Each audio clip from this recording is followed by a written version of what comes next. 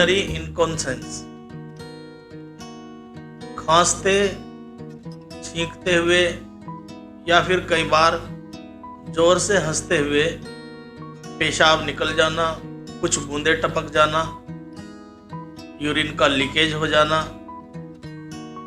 या कई बार urine pass करने के लिए वॉशरूम जा रहे हैं और वॉशरूम तक नहीं पहुंच पाते, उसे होल्ड नहीं कर पाते और बीच रास्ते में ही यूरिन लीकेज हो जाता है। इस समस्या का समाधान आज हम बताने जा रहे हैं आज की वीडियो में। इसके कारण, किन कारणों से ऐसा होता है और इसके एक्यूप्रेशर में क्या क्या उपचार हैं, उसके बारे में आज की वीडियो में हम चर्चा करने वाले हैं।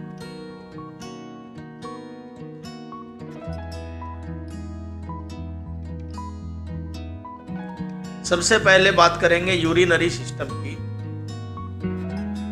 जो ह्यूमन यूरिनरी सिस्टम है, मेल और फीमेल दोनों का लगभग समान ही है, थोड़ा सा ही इसमें अंतर है।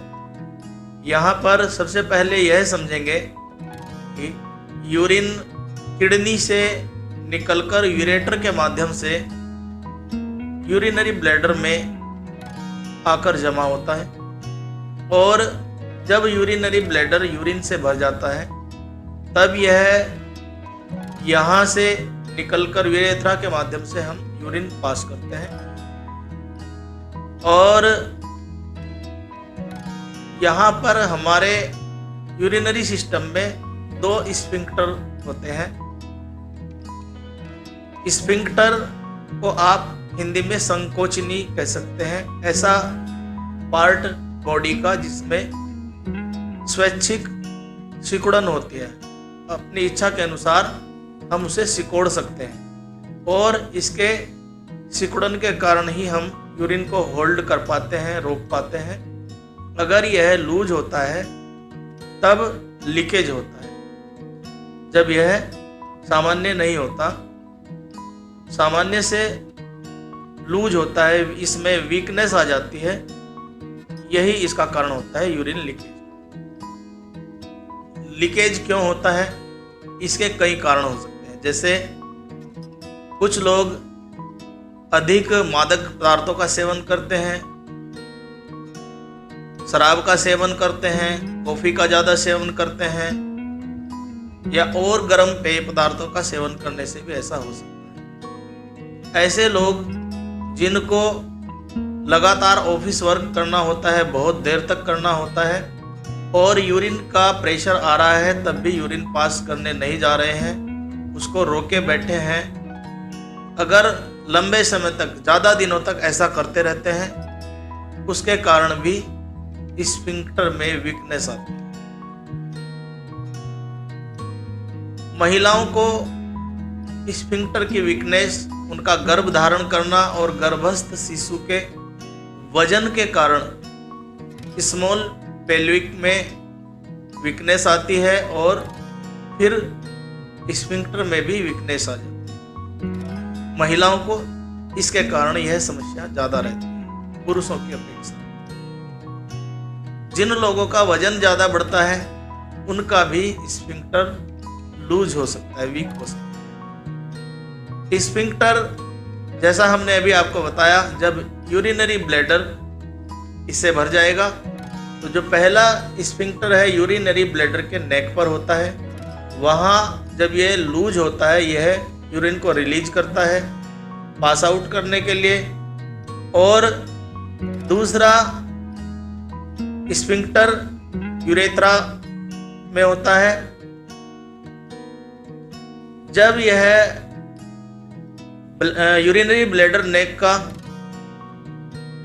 स्फिंक्टर पास आउट करता है तो दोनों स्फिंक्टर के खुल जाने से यूरिन बाहर आने लगता है और जब यूरिनरी ब्लैडर यूरिन निकल जाने के बाद खाली हो जाता है तो पहला स्फिंक्टर बंद होता है पेशाब को रोकने के लिए और जो दूसरा स्फिंक्टर होता है यूरेथ्रा में वह होता है लीकेज को रोकने के लिए। कुछ ड्रॉप्स जो आती हैं बाद में, उनको रोकने के लिए। तो यहाँ पर इस समस्या का समाधान हम बताने जा रहे हैं। बहुत सारे लोग संकोचवश इसका ट्रीटमेंट नहीं करा पाते हैं, अपने परिवारजनों को नहीं कह पाते हैं, बुजुर्ग लोग, और इसे बर्दाश्त करते रहते हैं, या संकोचवश न बता पाने के कारण बहुत सारे लोग इसे झेलते रहते हैं और यह समस्या धीरे धीरे बढ़ती रहती है। जब इसकी शुरुआत होती है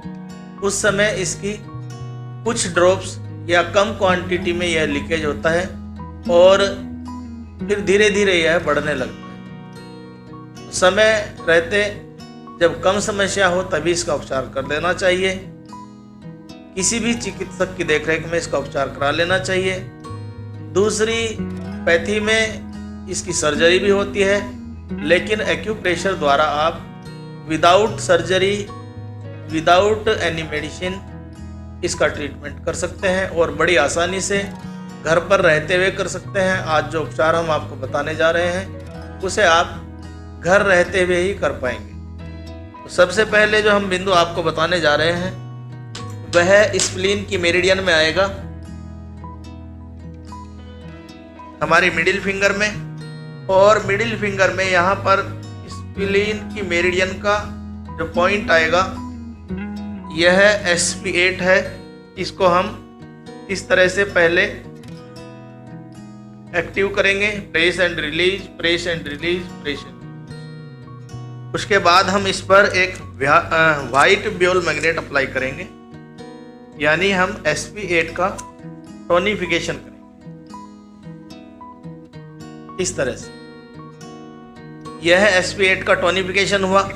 जो लोग यूरिन को होल्ड नहीं कर पा रहे हैं और वॉशरूम तक जाते जाते रास्ते में ही जिनको यूरिन पास हो रहा है उनके लिए SP8। और दूसरा बिंदु, जैसे हमने बताया, महिलाओं को कई बार खांसते हुए, छींकते हुए या हंसते हुए यूरिन की कुछ बूंदें टपक जाती हैं, यूरिन पास हो जाता है, उनके लिए दूसरा बिंदु है किडनी की मेरिडियन का, और यह भी हमारी मिडिल फिंगर में ही आता है। यह बिंदु हमारी फर्स्ट जॉइंट लाइन का कॉर्नर रिंग फिंगर की साइड, और यहाँ ये बिंदु है K3। K3 को एक्टिव करेंगे, press and release, press and release, press and. इस तरह से एक्टिव करने के बाद हम इसको वाइट ब्योल मैग्नेट अप्लाई करेंगे।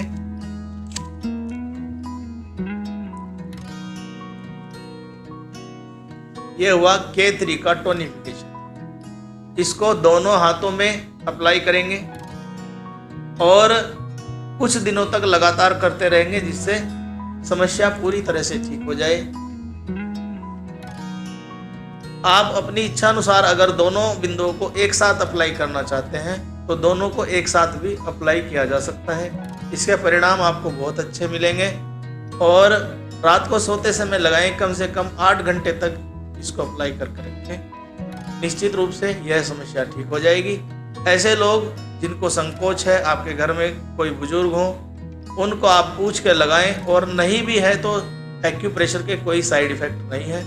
अगर किसी को नहीं भी है और आप अप्लाई कर देते हैं तो इससे कोई नुकसान नहीं होता, और आने वाले दिनों में यही समस्या उनको नहीं होगी। तो यह बहुत अच्छे बिंदु हैं। निश्चित रूप से इनसे आप लाभ उठाएं, दूसरे लोगों को यह शेयर करें ताकि एक्यूप्रेशर का प्रचार प्रसार हो। धन्यवाद।